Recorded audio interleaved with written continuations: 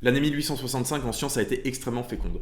On y déplora le décès d'Hamilton, qui découvra les quaternions auxquels il laissa son nom, et qui permirent, la même année, à James Clerk Maxwell d'énoncer les lois de l'électromagnétisme. La Royal Society décerna sa plus prestigieuse médaille à Michel Chasles, dont j'ai longuement parlé dans cette vidéo, la médaille Copley. Notre Français Louis Pasteur déposa un brevet, la pasteurisation. Johann Loftschmitz détermina le nombre précis de molécules présentes dans une mole, qu'on appelle aujourd'hui le nombre d'Avogadro. Mais en 1865, de manière beaucoup plus modeste et dans l'anonymat total, un jeune mathématicien allemand encore inconnu passa son baccalauréat.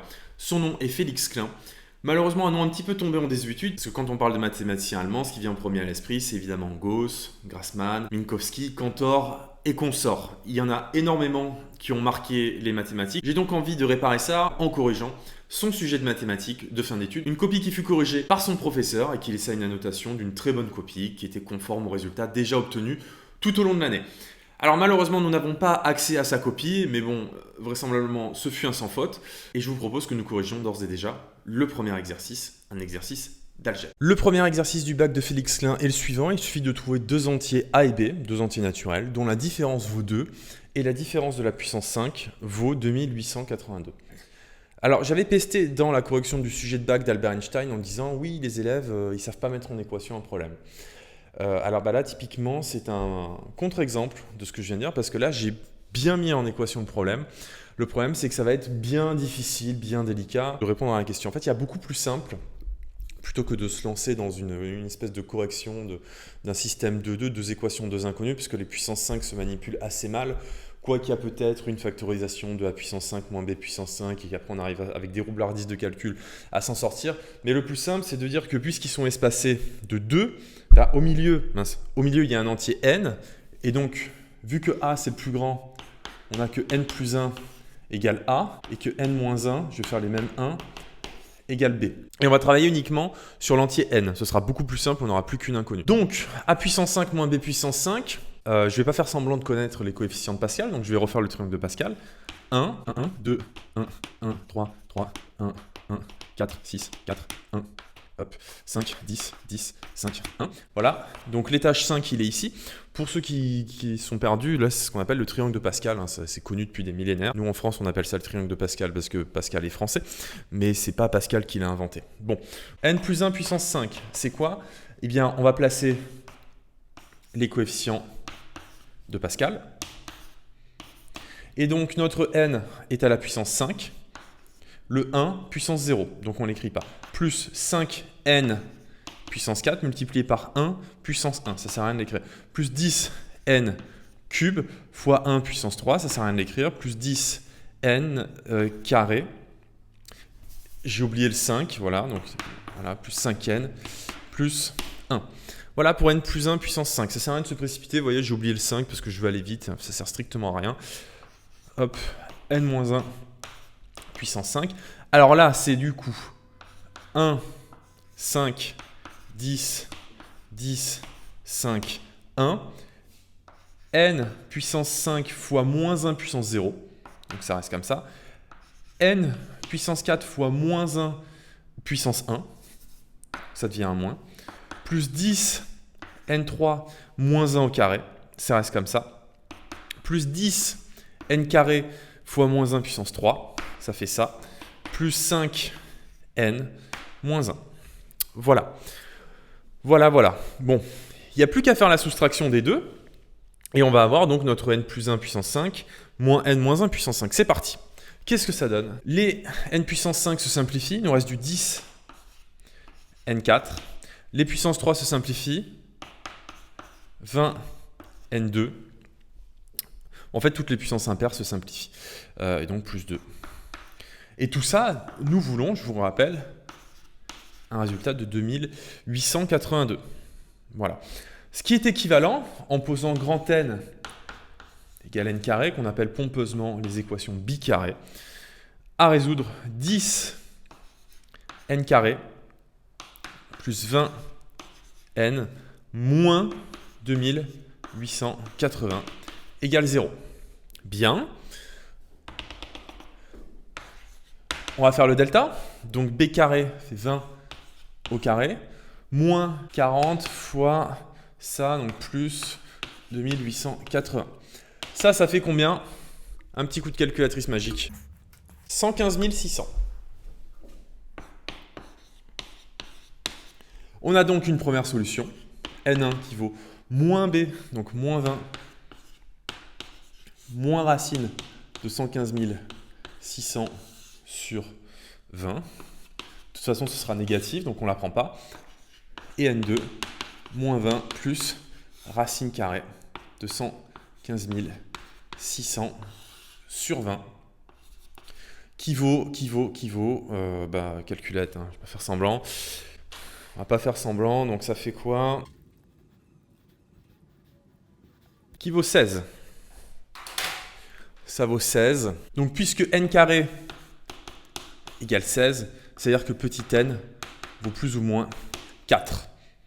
Bien évidemment, on prend la valeur positive. On prend la valeur positive, du coup, puisque n vaut 4, on a dit qu'il y en avait un qui était au-dessus, donc a égale 5, b égale 3. Voilà, tout simplement. Donc, voilà, on va le dire. A égale 5, b égale 3. 5 au cube moins 3 au cube, ça fait 2882. Un exercice qui n'est pas très difficile quand on met l'équation sous la bonne forme, hein, d'accord? Qu'est-ce que je voulais dire? Oui, alors peut-être essayer de le faire de votre côté, de trouver la factorisation de a puissance 5 moins b puissance 5. Il y a la factorisation de a cube moins b cube. Je pense qu'il y a des factorisations pour tous les impairs.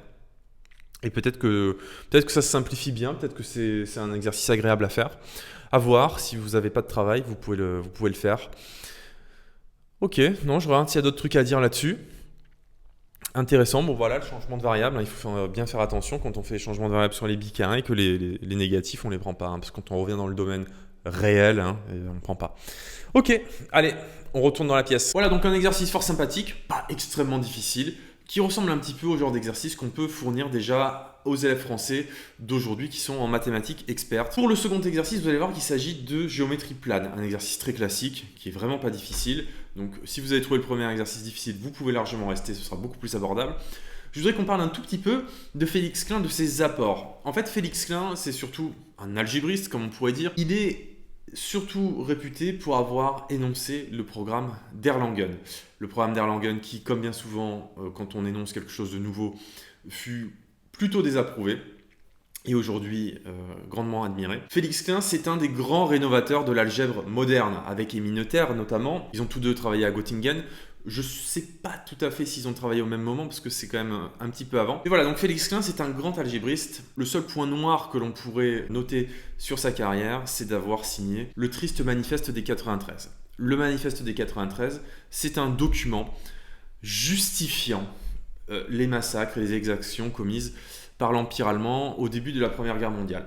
C'est un document qui fut signé par donc 93 intellectuels, dont Max Planck, qui signèrent un triste manifeste légitimant les actions de l'armée allemande qui avait massacré des gens gratuitement. Et donc Félix Klein signa ce manifeste. Bon, une enquête fut ouverte plus tard pour savoir vraiment ce qu'il en était. Et il s'avère qu'en réalité, beaucoup de ces savants, de ces intellectuels avaient signé sans même le lire. On ne sait pas quelle fut la position réelle de Félix Klein, mais j'ose espérer, peut-être naïvement, qu'il signa ce manifeste sans trop y prêter attention.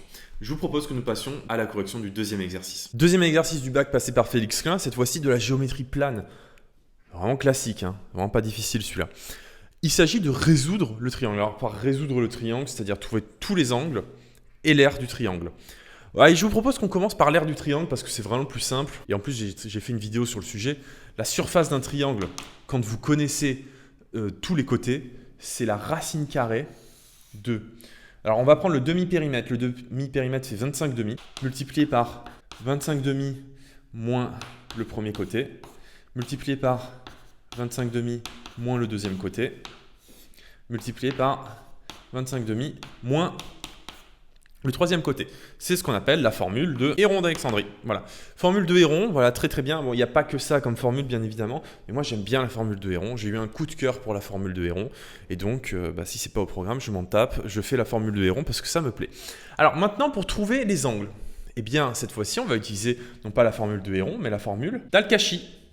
Ok. Eh bien, qu'est-ce qu'on va avoir? On va donc c'est Pythagore généralisé. Donc, on va écrire que a au carré, c'est égal à b carré plus c carré, moins 2bc, cos, celui-là on va l'appeler alpha. D'accord? Voilà comment on répond à cette question. Après, vous avez juste à faire l'application numérique, hein, très sincèrement. Donc, vous mettez 11 au carré, donc ça fait 11 au carré moins 9 au carré moins 5 au carré. Le tout divisé par 2bc, donc ça fait par moins 90. Et vous prenez l'Arcos. Voilà. Voilà comment on trouve le premier angle, et vous faites exactement la même chose pour tous les angles. C'est-à-dire que vous écrivez que b carré, c'est a carré plus c carré moins 2ac cos bêta. Bêta, c'est donc l'angle qui est ici, opposé à b, etc. C'est vraiment un exercice très simple. Dès lors qu'on connaît la formule d'Al-Kashi et de Héron, ça devient très simple. Il y a d'autres façons de trouver l'aire du triangle avec la tangente, le sinus, etc. N'hésitez pas si vous avez des questions à me les poser en commentaire. Bon, vous voyez un exercice extrêmement classique que normalement n'importe quel élève de première spé maths devrait réussir à faire, mis à part la formule de Héron que j'ai corrigée dans cette vidéo, que je vous invite grandement à aller voir. Vous allez voir, c'est très simple. D'ailleurs, pour la petite anecdote, au collège, Henri IV, il traite cet exercice, ce n'est que de la factorisation, du développement et un petit peu de trigonométrie. Les calculs sont un petit peu velus, mais c'est tout. Bon, revenons à Félix Klein et à ses apports. Vous savez que le contexte entre l'Allemagne et la France a toujours été un petit peu frileux. Félix Klein, lui, n'en avait cure. Ce qui l'intéressait, c'était les mathématiques. Et vous allez voir qu'il a fait grandement honneur à la fois aux mathématiques françaises et aux mathématiciens français. Au nom de trois. Le premier, Évariste Galois. On l'a dit, Félix Klein, c'était un expert de la théorie des groupes. Et comment est-ce qu'il est devenu un expert de la théorie des groupes? C'est en simplifiant, en clarifiant, je ne vais pas dire en vulgarisant parce que ce n'est pas le bon terme, la théorie de Galois. Vous savez que la théorie de Galois nous a été léguée par l'intermédiaire de son ami Auguste Chevalier dans un petit manuscrit. Un petit manuscrit qu'il écrivit lors de sa dernière nuit, avant son duel mortel. Donc, ses idées étaient confuses, l'écriture raturée. Ça a demandé beaucoup de travail aux mathématiciens. Bon, déjà Liouville, qui a redécouvert le manuscrit 20 ans après la mort de Galois. Mais ça a demandé beaucoup de travail à tout le monde pour clarifier les idées. Et Félix Klein, il a donné une interprétation, une conception beaucoup plus géométrique des idées de Galois. Je vous invite d'ailleurs à regarder la conférence d'Étienne Gis sur les mathématiques ne sont qu'une histoire de groupe qui est absolument passionnante dans laquelle il développe beaucoup ses anecdotes. Comment est-ce que Félix Klein a développé les idées de Galois et les a diffusées? Eh bien, c'est par l'intermédiaire d'un autre Français, Camille Jordan, au nom duquel parut un traité que Félix Klein trouvait remarquable de clarté. Donc ça l'a beaucoup aidé à diffuser les idées de Galois en Allemagne et aussi en Europe. Dans la dernière partie de sa vie, Félix Klein aida notamment le Goethe français, Henri Poincaré, dans sa quête de formalisation des équations différentielles par l'intermédiaire de l'algèbre. Félix Klein étant le maître, Poincaré était l'élève, et ils échangèrent de manière très courtoise. Même si Poincaré était parfois un petit peu taquin, Félix Klein resta très droit et admirable dans son comportement et aida nettement Poincaré dans l'achèvement de sa théorie. Voilà tout ce qu'il y avait à dire sur Félix Klein, enfin tout ce qu'il y avait à dire dans les grandes lignes. Après, si ça vous intéresse, allez consulter, allez lire, et je vous propose moi qu'on passe à la correction du troisième exercice de géométrie dans l'espace cette fois-ci. Le dernier exercice, pas le plus simple, c'est de trouver l'aire d'un parallélépipède rectangle dont deux côtés sont en rapport 5,7 et dont un plan diagonal est un carré d'aire 12. Donc le plan diagonal, pour moi, c'est ça. C'est-à-dire la traduction de le plan diagonal carré d'aire 12. Ce que j'entends, vu que le carré a une aire de 12, ça veut dire que les côtés... Oula, j'écris peut-être beaucoup trop petit. Puisque c'est un carré d'aire 12, bon ça ressemble à un rectangle, mais c'est pas grave. Ça veut dire que la diagonale, c'est racine de 2 fois racine de 12, puisque les côtés font racine de 12. Donc la diagonale fait racine de 24. Moi, c'est comme ça que je traduis le truc. Bon, on peut déjà écrire que A, c'est 5/7 de B. Je vous rappelle qu'on dit trouver le volume d'un parallélépipède rectangle. C'est vous qui en trouvez un. Et puisqu'on en cherche un, je fixe CA1. On pourrait le fixer à 14, mais il est préférable de le fixer à 1. Moi, j'aime mieux ça. Donc, je vous propose que nous trouvions une écriture de D, ici, qui est donc la diagonale, qui va nous servir ensuite à trouver la grande diagonale. Par Pythagore, on peut écrire que A au carré plus b au carré, c'est égal à d carré. A au carré, c'est 5 septièmes de b. On a donc 25 sur 49 b au carré plus b au carré est égal à d au carré. Ce qui mène à 74 sur 49 b égale d, dont on va prendre la racine. Hop, ça fait 7. Voilà ce qu'on peut déjà écrire pour d. Voilà ce qu'on peut écrire pour d. Donc nous, maintenant, on va se servir de ça. On sait que la grande diagonale qui est ici vaut racine de 24. Et on sait que c vaut 1. Du coup, ce qu'on peut dire, de fait, plutôt que du coup, c'est que d au carré plus 1 au carré, ça fait racine de 24. Ce qui veut dire que... au carré, excusez-moi, n'importe quoi. Ce qui veut dire que d, ça fait racine de 23. D'accord? D fait racine de 23. Ce qui permet d'écrire ici que B, c'est 7 racines de 23 sur racine de 74. Donc je vais l'écrire ici.